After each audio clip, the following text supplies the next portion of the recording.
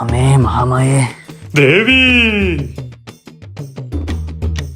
ഈ കൊട്ടെന്താ നിർത്താത്തെ? കുറെ നേരം ആയല്ലേ? അയ്യോ, ഇതെങ്ങനെ നിർത്താൻ പറ്റില്ല.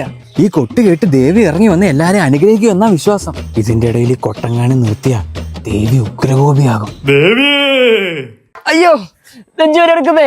ഇവിടെ കൊട്ടാറിയാതെ ആരെല്ലോ ഉണ്ടോ?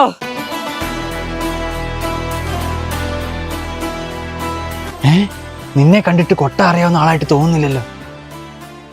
എടാ ഒരു ഇൻസ്ട്രുമെന്റ് ബോക്സ് ഉണ്ടോടാ? ആ എന്നാ എടാ ഒരു ബോക്സ് കൂടെ ഉണ്ടോടാ? നിനക്ക് എന്തിനാ 2 ബോക്സ്?